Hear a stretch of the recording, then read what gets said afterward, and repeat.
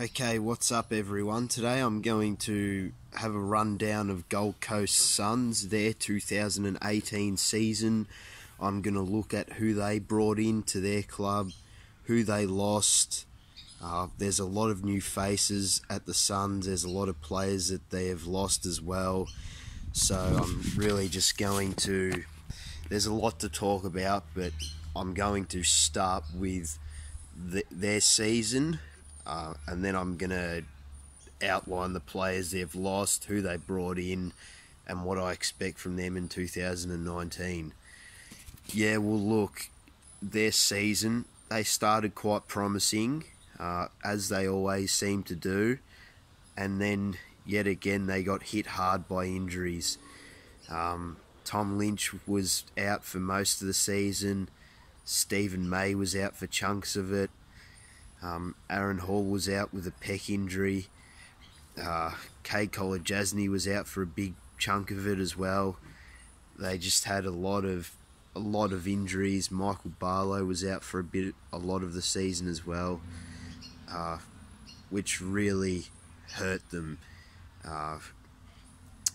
Yes, so the season they started quite promising. They looked alright. Like the first, I remember when I went to a Carlton Gold Coast game and Etihad, they beat us quite convincingly. So we'll beat Carlton quite convincingly. So yeah, their season was virtually ruined by injuries and yeah, that was virtually their season was ruined by injuries. So anyhow, a positive you could take out of their season was that they probably got some game time into some youngsters. As I said with Carlton, it's the same thing with them.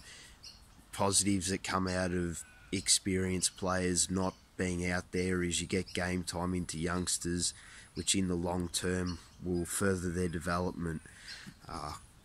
It can't do those young kids any harm getting exposed to senior AFL football at such a young age. So I think in the long run that will do them good. Yeah, they've still got some good promising players. They've still got Peter Wright. They've still got David Swallow. They've still got some good talent in there. So anyhow, that was their season. They had just, very similar to Carlton, very uncompetitive, a lot of injuries, very young and inexperienced team. So that was virtually their season. I'm going to outline the players they lost and who they brought in. There's quite a big turnaround in their list here, so I'm just going to quickly have a look at who they lost. Well, they lost Tom Lynch, they lost Aaron Hall, they lost Stephen May, they lost Kay Kolodjasny and Jack Scrimshaw. Look, replacing players like Tom Lynch and Stephen May is going to be a hard feat. They were both respectively their co-captains, so that is going to be very hard for the Suns to replace players of that quality. In regards to Aaron Hall, he also would get a regular senior game if he wasn't injured in the second half of the year. He's another experienced player that the Suns have lost. Jack Scrimshaw was a high draft pick originally. He went to the Hawks. So there's some decent talent that's gone out of that club. Yes, that talent's going to be hard to replace. So I really think that's who they lost. That's who. Now I'm going to outline who they brought in, and I'm going to briefly rate the players who they brought in. Well, in terms of the trade period, they brought in Corey Ellis from Richmond. They brought in Anthony Miles from Richmond, George Hall-and-Smith from Geelong, and Jack Homsch from Port Adelaide. In terms of Corey Ellis and Anthony Miles, they'll walk straight into the Suns. They'll get a regular game. They'll add some experience and grunt into their midfield. I don't know a lot about Corey Ellis, but I know a bit about Anthony Miles. I know that he's ready for AFL senior football. He just couldn't get a game at Richmond. Corey Ellis, I think, is in a very similar boat to Miles. They both really couldn't get a senior opportunity at Richmond, so I rate both of them, and I think they'll be ready for AFL level. George Holland-Smith, I think, is very similar to Miles and Ellis. Just couldn't get a regular senior opportunity at Geelong. So I really think a change of environment, and actually I think I might be a bit wrong there. I think Holland-Smith actually got delisted from Geelong, which caught him a bit off guard.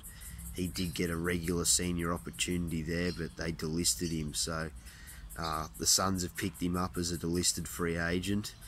So hopefully he should be able to walk straight into the Gold Coast team and cement his spot in that team. Jack Homsch, I don't really know a lot about him.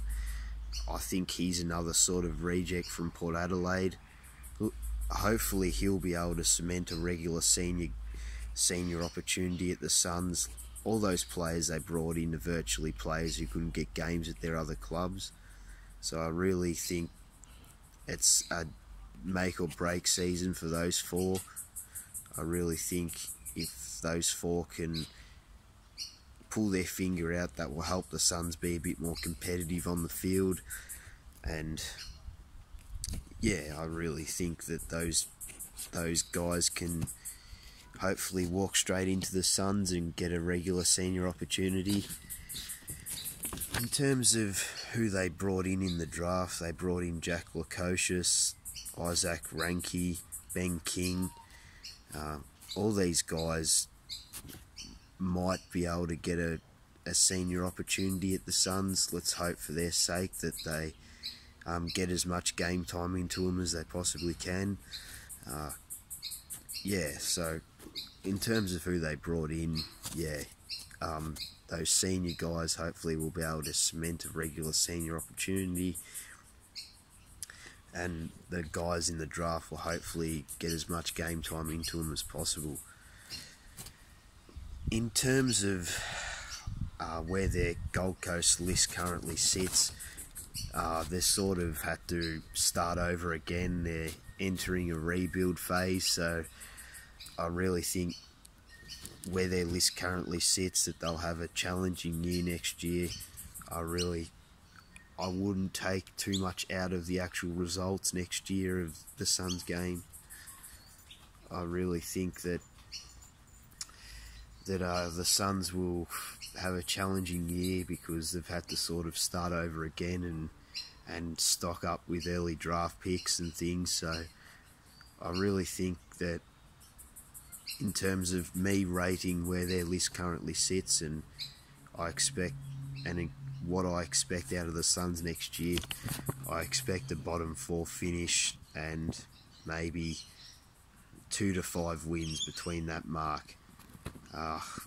They might be competitive in some games, but I would really just think they're too young and inexperienced, and they've lost too much talent. So I really think next year will be a challenging year from a Gold Coast point of view in terms of on-field results, as they've had to start over again and stock up with early draft picks and